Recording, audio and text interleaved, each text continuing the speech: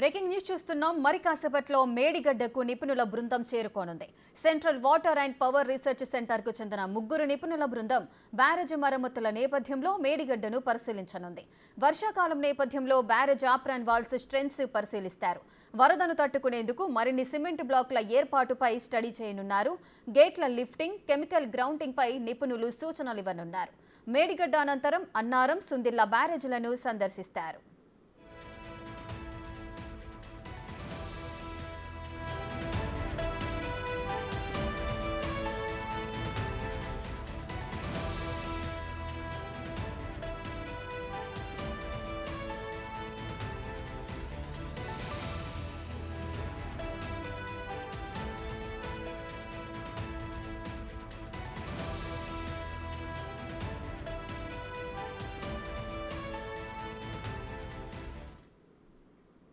మరి కాసేపట్లో మేడిగడ్డ నిపుణుల బృందం చేరుకోబోతోంది. Central water and power research centre కు చెందిన 3 నిపుణుల బృందం బ్యారేజ్ మరమ్మతుల నేపథ్యంలో మేడిగడ్డను పరిశీలించనుంది. మరింత సమాచారం మా ప్రతినిధి వేణు లైవ్ లో అందిస్తారు. వేణు, నిపుణుల బృందం మేడిగడ్డను పరిశీలించబోతున్నట్లుగా తెలుస్తోంది. ఏ టైంలో వారు ఆ మేడిగడ్డకు చేరుకోబోతున్నారు? ఏ అంశాలకు సంబంధించి పరిశీలన జరగబోతోంది?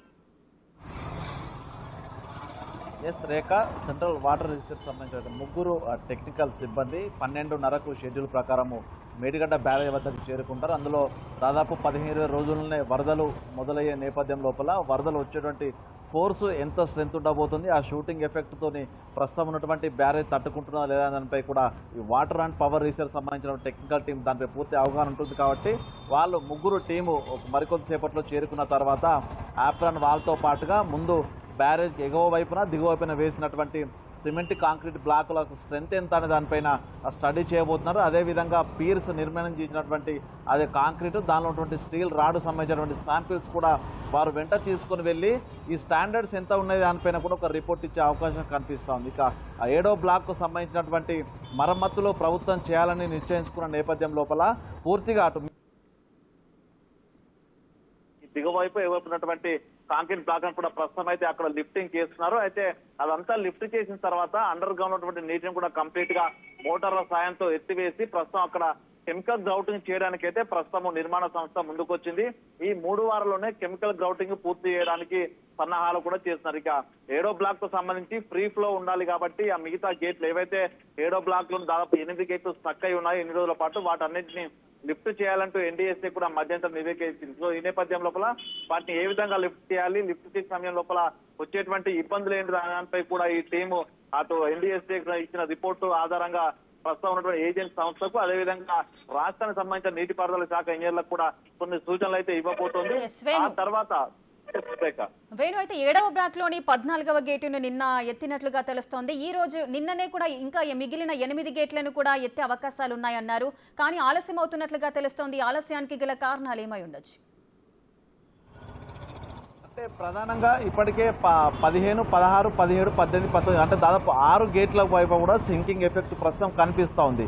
పీర్స్ సింక్ అయిన తర్వాత అందులో ఆ గేట్లు కూడా కంప్లీట్ గా వాటి ఫ్రీ ఫ్లో లేకుండా పోయింది కదా, అది స్టక్ అయిపోయినాయి. అంటే ఒక్కొక్క గేట్ లిఫ్ట్ చేయడానికి దాదాపుగా 4 నుంచి 5 గంటల పాటు ఒక టెక్నికల్ టీము పర్యవేక్షణ లోపల లేపాల్సి ఉంటుంది. దాదాపు 8 రోజుల క్రితము ఆ 14-15 గేట్ల మధ్య ఉన్నట్టు ఆ పిల్లర్ల మధ్య ఉన్నటువంటి గేటును లిఫ్ట్ చేశారు. అయితే ఈ మిగతా గేట్లను లిఫ్ట్ చేయడానికి ఒక ప్రణాళిక కూడా సిద్ధం చేసుకున్నారు. అయితే ఇటు 20వ పిల్లర్ వద్దకు వస్తున్న కొద్దీ కూడా ఈ గేట్లు పూర్తిగా డిస్టర్బెన్స్ అయినాయి కాబట్టి ఆ డిస్లొకేట్ అయినటువంటి గేట్లను ఎత్తడానికి మెకానికల్ పవర్ తో పాటుగా కూడా అవుట్ సైడ్ నుంచి మెషినరీ ఉపయోగించాలంటూ కూడా ప్రస్తుతము నిర్మాణ సంస్థ సన్నాహాలు చేసింది. కాబట్టి కొంత అది ఖర్చుతో కూడుకున్న పని, అదేవిధంగా కొంత టైంతో కూడినటువంటి పని కాబట్టి దాన్ని టెక్నికల్ టీము పర్యవేక్షణ చేయడానికి ప్రస్తుతం అయితే అక్కడ అధికారులు అయితే పర్యవేక్షణ జరుగుతుంది. వాళ్ళ సూచనల ప్రకారమే మిగతా గేట్లను కూడా లిఫ్ట్ చేస్తారు. ఎందుకంటే ఒక్కసారిగా మెకానికల్ గేట్లు అన్ని కూడా లిఫ్ట్ చేస్తే ఇప్పటికే సింక్ అయినటువంటి 7వ బ్లాక్ అంతా కూడా మరింత లోపలికి కుంగిపోయే అవకాశం ఉంటుందనేటువంటి హెచ్చరికలు అటు ఎన్డీఎస్ఏ చేసింది, అదేవిధంగా రాష్ట్రానికి సంబంధించిన టెక్నికల్ టీం కూడా ఇచ్చింది. సో సో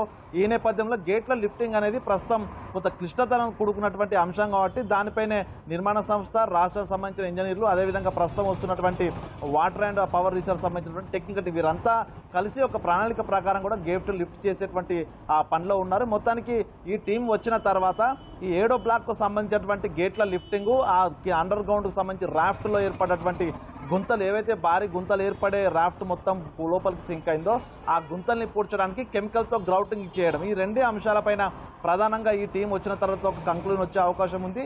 ఈ టీం వచ్చి వెళ్ళిన తర్వాత మరొకసారి జియోఫిజికల్ రీసెర్చ్ ఇన్స్టిట్యూట్ అదేవిధంగా సాయిల్ అండ్ మెటీరియల్ ఇన్స్టిట్యూట్ సంబంధించిన 2 సంస్థలకు సంబంధించినటువంటి మరొక టెక్నికల్ టీం కూడా మరో 2 రోజుల్లో వచ్చిన తర్వాత అసలు అక్కడ రిపేర్లు చేస్తే సాయిల్ తట్టుకుంటుందా, సాయిల్ స్టాండర్డ్స్ ఏందనే దానిపై కూడా మరొక రిపోర్ట్ వస్తుంది. అంటే ఈ 2 సంస్థలు ఇచ్చినటువంటి రిపోర్ట్ బేసిస్ చేసుకొని దీన్ని మరమ్మతులు తాత్కాలికంగా చేసిన తర్వాత పర్మనెంట్ మరమ్మతులు అవుతాయా లేకపోతే దీన్ని పూర్తిగా వదిలేయాల్సి వస్తుంది దానిపై ఒక క్లారిటీ వస్తుంది. అయితే దీనికి సంవత్సరం పట్టే అవకాశం ఉందంటూ కూడా కొంత ప్రభుత్వ వర్గాలు కూడా చెప్తున్న నేపథ్యం లోపల తాత్కాలికంగా మరింత సింక్ కాకుండా మేడిగడ్డ బ్యారేజ్ మరింత డ్యామేజ్ కాకుండా ప్రస్తుతం ఉంచడానికి ఏం చేయాలనే దానిపైన ప్రస్తుతం అయితే ప్రభుత్వం అయితే ఫోకస్ పెట్టిన పరిస్థితి ఉంది. Rekha right, thank you Venu, thanks for the live details. For more videos like this, subscribe Big TV channel.